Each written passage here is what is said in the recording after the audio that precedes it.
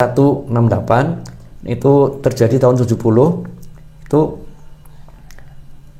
teman-teman pramuka bergilir dari gugus depan STM, berapa orang satu minggu kerja di Kalibakong itu ya, mengambil batu, mengangkut pasir dan lain-lain. Itu pasirnya tidak beli, ambil di sekitar situ.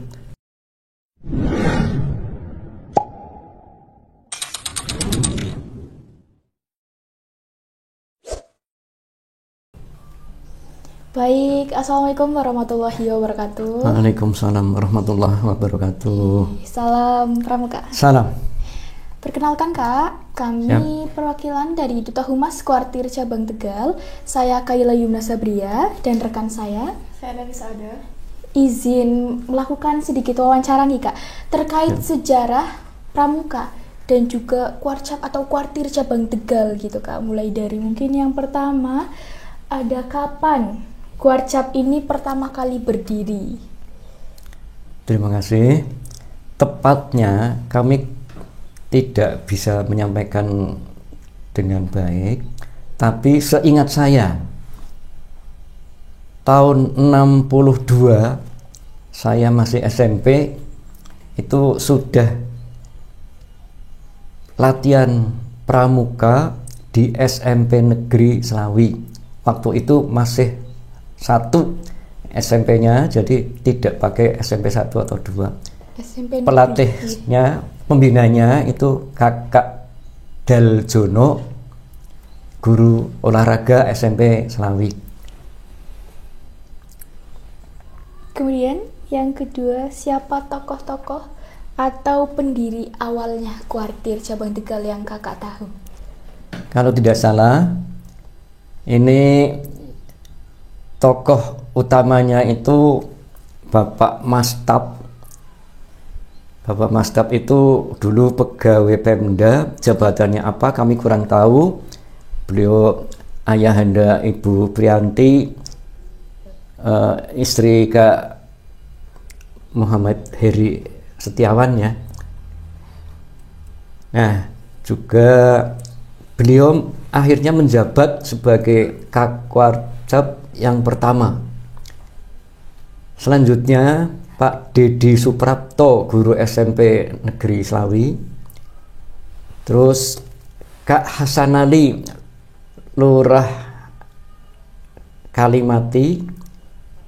Beliau tokoh dari Pandu Angsor yang melebur ke Pramuka ya. Lalu Kak Mahdori Saleh dari Pagongan. Terus Kak Imam Sujaki, kepala SMP Selawi. Kak Sarno Penusupan, itu guru SMP Selawi. Kak Slamet Raharjo juga Penusupan. Istrinya Kak Han itu juga aktif. Terus Pak Suhada dari Bojong, Kak Tafsir dari Bojong. Lalu Kak Mastiah, kebetulan asli Kalimati tapi tugas sebagai guru di Bojong. Lalu Kak Ripto, polisi. Kak Mustawal, polisi. Lalu siapa lagi itu ya, agak lupa. Nanti ditangguhkan dulu nih. Siap. Langsung saja ke pertanyaan berikutnya nih Kak. Siap ya. Di mana lokasi pertama Kuarcap ini berdiri? Berdirinya itu di pendopo Kabupaten Tegal, di Tegalnya ya. Waktu itu masih antara Tegal itu hanya 1, belum ada kota. Jadi di pendopo Kabupaten Tegal itu ada pelantikan pengurus Kuarcap. Waktu itu bupatinya Bapak siapa itu ya? Lupa itu, Pak Suprapto. Pak Suprapto. Ya. Oke, kurang lebih itu nggih Kak. Ya. Kemudian lanjut tentang struktur dan kepemimpinan Kuartir Cabang Tegal kala itu. Siapa ketua Kuarcap pertama yang Kakak tahu?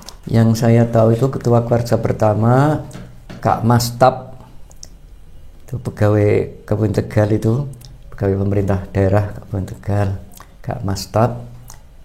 Selanjutnya Kak Suprapto, itu Dedi Suprapto. Lalu dilanjutkan Kak Duksino, kepala SPG Slawi. Dilanjutkan lagi Kak Mubari. Lalu dilanjutkan lagi Kak Heri Suliastiawan dan Kak Masuri, Dr. Anus Haji Masuri, Kabak Pembangunan waktu itu, dan Heri Suliastiawan dan seterusnya. Sekarang siapa? Sekarang Kak Joko. Sekarang Kak Joko, iya. Kemudian lanjut nih Kak. Ya. Apa ada tokoh penting yang sangat berpengaruh pada perkembangan Kuarcap kala itu? Waktu itu yang sangat berpengaruh justru Kepala Desa Kalimati, Masya Allah. yaitu Bapak Hasan Ali, tokoh dari Pandu Angsor waktu itu, waktu zaman sebelum Pramuka ada ya, itu sangat menjadi rujukan teman-teman, dan apa yang ia katakan karena memang benar itu diikuti oleh teman-teman yang lain. Oke, lanjut ke pertanyaan ketiga tentang kegiatan dan prestasi Kak. Kapan Kuartir Cabang Tegal mulai meraih banyak penghargaan? Kalau ini sekitar tahun 80-an mungkin ya. 80-an sampai akhirnya Tegal menjadi tuan rumah jambore daerah itu tahun 86. Jadi karena prestasi-prestasinya itu Tegal ditunjuk sebagai tuan rumah jambore tahun 86, jambore daerah. Jambore daerah. Ya. Kemudian kegiatan besar apa saja yang pernah diselenggarakan? Tadi sudah ada jambore, mungkin ada kegiatan besar lainnya yang pernah Kuartir Cabang Tegal selenggarakan. Ya, seperti LT, pesta siaga tingkat wilayah Korwil ya. Lalu pesta siaga tingkat daerah. Kalau pesta siaga tingkat Sabang jelas ya. Yeah. Lalu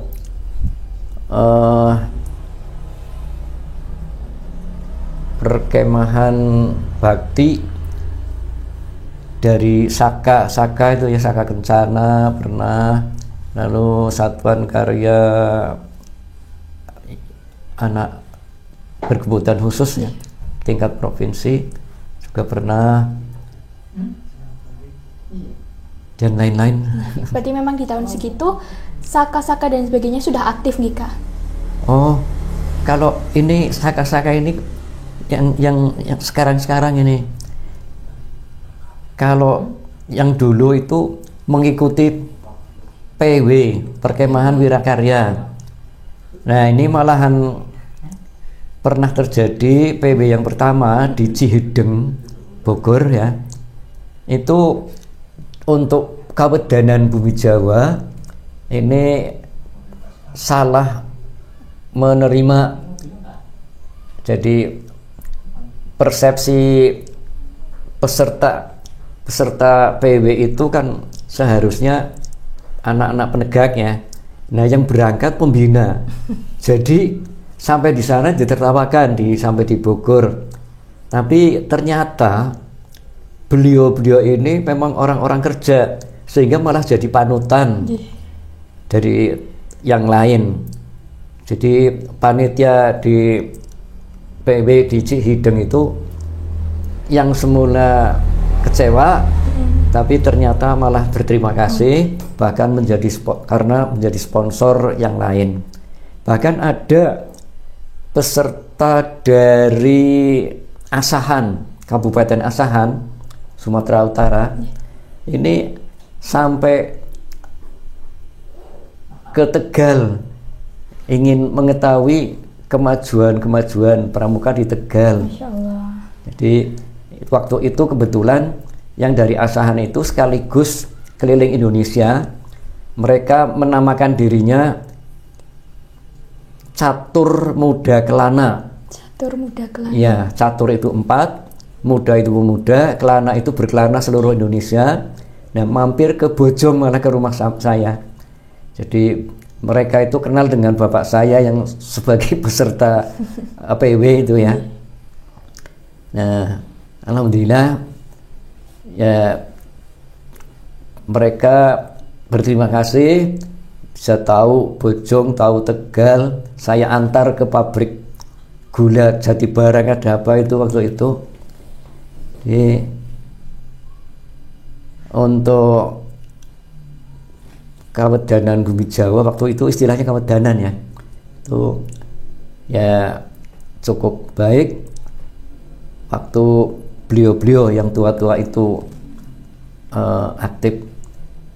Nah sekarang ya boleh dikatakan lebih baik, tapi ya itu tadi semangatnya para pembina itu tidak timbul dari pribadi-pribadi, tetapi atas gerakan dari tokoh atau dinas gitu. Baik. Kemudian prestasi apa saja nih Kak yang pernah diraih oleh Kuarcap atau anggota pramukanya? Ya, banyak sekali ya. Tahun dulu. Waktu tahunnya Kakak. Ya, waktu itu kami juga mengikuti PW di Makassar, PW keempat di Minasatekne, kecamatannya Minasatekne, kabupatennya apa itu ya? Maros apa ya? Kecamatannya Pak Budongka, Minasatekne, desa Minasatekne, Kecamatan Pak Budongka, Kabupaten Maros. Nah itu berlima. Saya, Kak Prawoto almarhum, Kak Subehi almarhum sebagai pradana, lalu Kak Tohir dari Pangkah, Kak Cipto dari Balapulang. Tapi sekarang domisili Margasari Kak Cipto. Nah itu berlima itu tinggal saya dengan Kak Cipto yang 3 sudah wafat. Lalu dari adik-adik gugus depan SMP itu ada yang mengikuti Jambore Nasional di Sibolangit. Di mana lagi ya? Nah, kalau kami juga mengikuti perkemahan Wirakarya juga di Lombok, apa Bali? Karangasem itu Bali apa Lombok? Karangasem, Bali. Kintamani Bali. Oh ya di Bali berarti. Iya ya. Lalu ya apa lagi ya? Sibolangit, Kintamani, PW Makassar. Saya kira yang saya ingat itu prestasi. Ya. Lanjut saja, adakah momen yang berkesan atau unik dalam perjalanan Kuarcap selain tadi yang salah peserta Kak dalam PW? Dalam PW itu kami kebetulan kenalan dengan teman dari Jepang ya. Waktu itu sebagai peninjau apa beliau. Tapi juga ikut Surja Bakti waktu itu. Dan kami berlima sangat akrab. Tapi namanya kok lupa sekarang. Mungkin selain di kegiatan PW ada momen yang berkesan atau unik bagi kakak? Sangat berkesan waktu kami minta tanah dan sanggar pramuka. Waktu itu kabupaten belum mampu untuk membangun.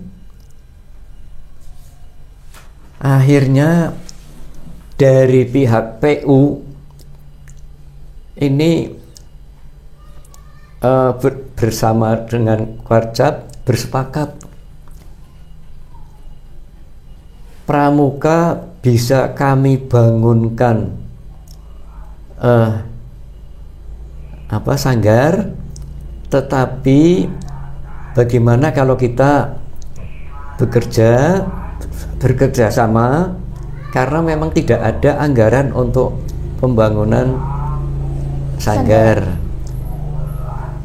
Kebetulan kami ada program pembuatan jembatan Kaligung di Kalibagong itu. Kaligung. Jadi jembatan Kaligung waktu itu milik tentara, milik TNI yang akan diminta untuk menghadapi perang di Timur atau bagaimana itu kurang tahu, atau akan digunakan apalagi. Yang akhirnya Kabupaten Tegal ini, Bupati Tegal itu bisa kerjasama dengan PJKA, waktu itu namanya DKA ya, Jabatan Kereta Api, bisa dipinjami jembatan. Nah, tapi pondasinya ini dibangun oleh Pemda. Nah, pembangunan pondasi itu dilaksanakan oleh pramuka dengan terinspirasi PW 168 itu terjadi tahun 70. Itu teman-teman pramuka bergilir dari gugus depan STM, berapa orang satu minggu kerja di Kalibagong itu ya, mengambil batu, mengangkut pasir dan lain-lain itu. Pasirnya tidak beli, ambil di sekitar situ. Jadi hanya diangkut di entas itu ya. Sekitar sungainya nih Kak? Iya, di sekitar sungai, di sekitar jembatan itu. Nah, batu-batu itu ya kerja baktinya itu. Nah, terus yang masang sih tukang, masang pondasi itu tukang. Jadi semen dari sana, dari proyek. Lalu hasil dari kerja ambil batu, ambil pasir itu dinilai uang sebagai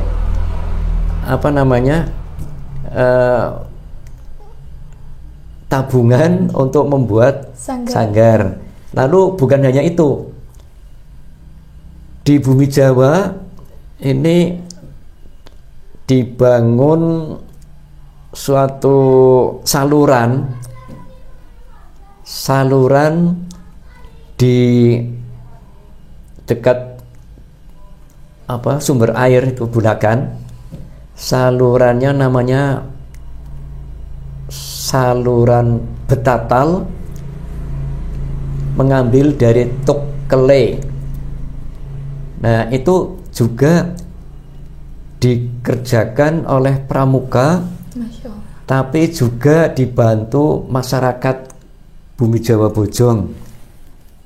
Nah, ini Kak Prawoto juga ikut andil itu dari SPG waktu itu. Beliau masih di SPG. Jadi giliran STM, SPG, SMA itu mengerjakan saluran betatal, dan alhamdulillah saluran itu baik, dan dari rekan-rekan pramuka itu dinilai sebagai pekerja, dianggap sebagai pekerja, dihitung sekian orang kali sekian rupiah begitu, dan akhirnya bisa membangun sanggar. Tapi ya mungkin ada tambahan lagi lain mungkin ya. Nah, lalu waktu saya akan berangkat PW, kami akan berangkat PW ini, kami minta bekal. Nah, oleh bupati dibekali surat kepada kepala desa. Di waktu itu memang belum ada anggarannya, belum ada anggaran untuk pramuka.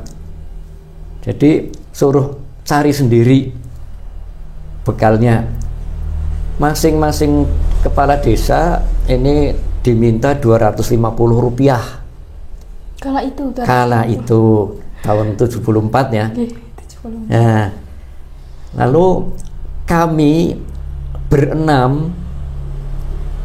Jadi waktu itu ada 6 kawedanan. Ini ditugaskan untuk minta bantuan untuk pramuka, dan diberi kwitansi yang sudah ada nilainya ya, 250 rupiah ke seluruh kepala desa.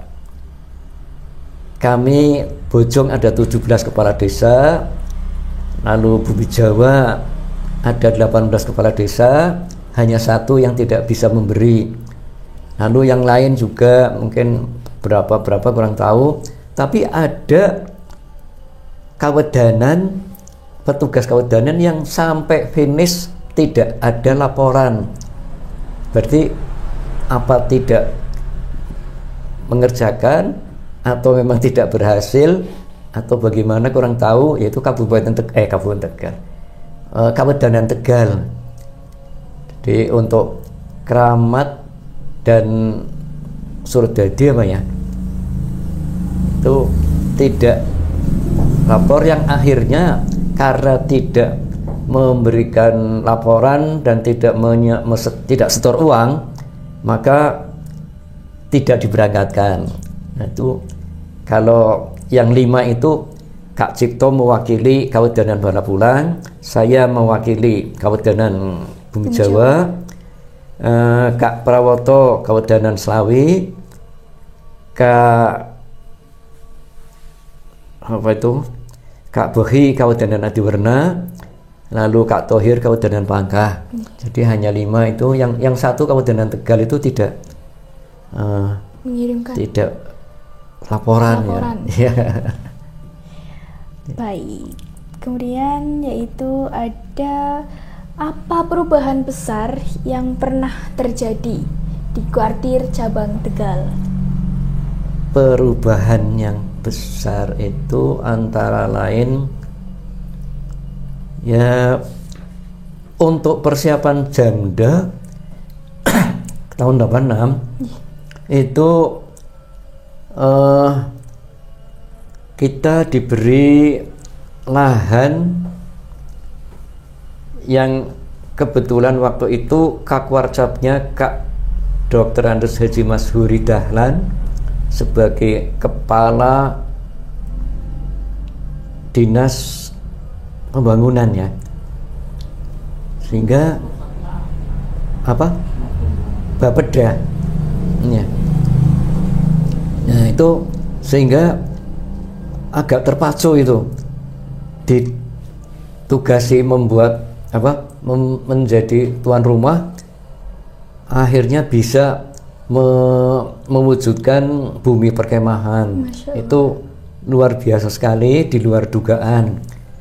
Lalu yang agak kami ingat agar sedikit perubahan itu antara lain dengan displitnya Kabupaten Tegal dan Kota Tegal itu juga sedikit membuat perubahan yang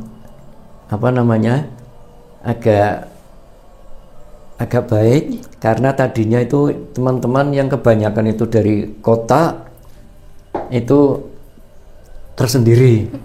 Nah, tinggal kami yang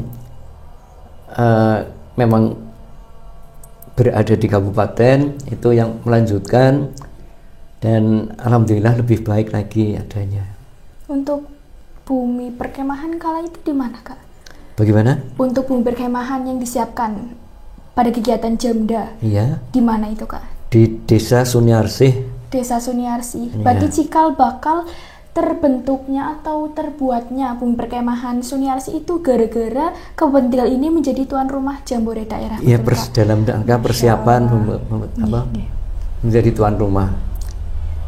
Terus bagaimana nih, Kak, perkembangan jumlah gugus tepan dan ranting dari dulu sampai dengan kakak ini menjabat seperti itu? Mungkin bertambah, yang darinya hanya segini sampai menjadi banyak gitu. Ya, perkembangannya itu kalau kuantitatif saya tidak bisa menyampaikan ya. Tidak apa-apa. Tapi yang kami sangat berkesan itu dulu kepala sekolah, kepala dinas P&K itu kurang memperhatikan pramuka, tapi dengan adanya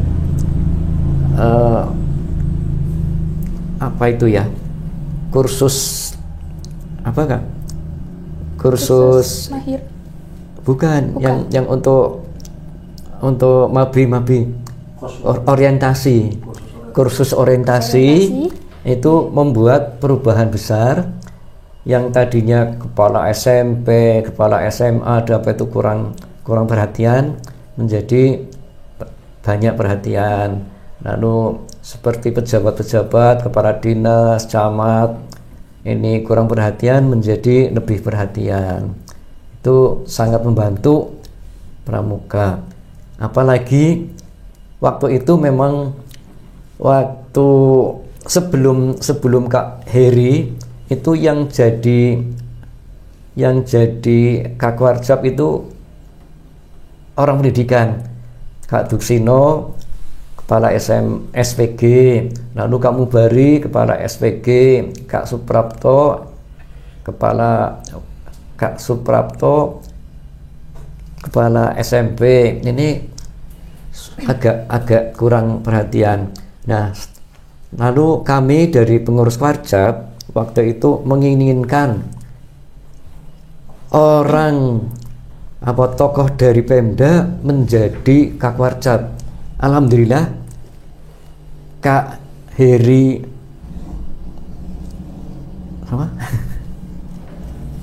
Heri Setiawan ini waktu itu berkenan jadi Kakwarjab, yang akhirnya kami dengan mudah terjembatani oleh Kak Heri untuk meminta dana dari Pemda, bahkan ya sampai sekarang bahkan lebih banyak lagi jatah atau anggaran dari Pemda Kabupaten Tegal. Alhamdulillah. Berarti dengan adanya Kakwarcap dari pemerintah daerah memudahkan kuartir cabang Tegal nih, Kak. Nah, sangat membantu. Alhamdulillah. Kemudian apa pesan untuk generasi muda pramuka yang sekarang, Kak? Untuk adik-adik, anak-anak pramuka, juga kakak-kakak pembina, para pengurus kuartir, ini semoga akan lebih baik lagi daripada kami yang tua-tua, yang waktu itu seragam saja banyak yang lucu. Kalau sekarang yang namanya pakaian seragam mudah didapat, lalu untuk pengadaannya juga mudah, dan juga alat-alat komunikasi sekarang lebih baik. Nah, ini harapan kami rekan-rekan semua ini akan lebih baik daripada kami. Dan saya ingat yang agak lucu itu ya, dulu ada pakaian seragam, karena tidak dapat menemukan dan tidak mampu untuk membeli, itu ada yang celana warna putih itu HBT seperti baju, dicelup dengan kulit mahoni menjadi coklat. Berubah warna, yang tadinya Berubah putih warna jadi coklat. Iya, Kak. putihnya putih kapok ya waktu itu, jadi putihnya tidak putih betul. Iya. Nah, namanya bahannya itu namanya HBT. Nah, lalu untuk bajunya itu perpaduan antara kulit mahoni dan kulit pace, kulit pohon pace itu.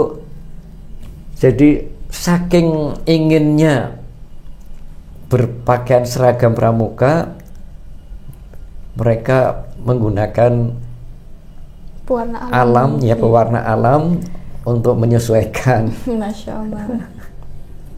Saya juga ikut celananya itu. Ikut-ikutan Kak. Iya, waktu itu celananya. Baik, kemudian harapan apa bagi perkembangan kuartir cabang Tegal ke depannya? Ya, seperti tadi kami sampaikan, untuk ke depan mudah-mudahan lebih giat dalam berlatih, lebih berinovasi, lebih manfaat untuk pribadi-pribadi dan masyarakat. Amin. Cukup? Saya cukupnya. Terima kasih kakak-kakak karena sudah mau meluangkan waktunya untuk kami wawancarai. Mungkin Sama-sama. segitu saja Sobat Pramuka, sejarah tentang Pramuka dan juga kuartir cabang Tegal pada kalanya. Terima kasih sudah menonton dan salam Pramuka. Salam.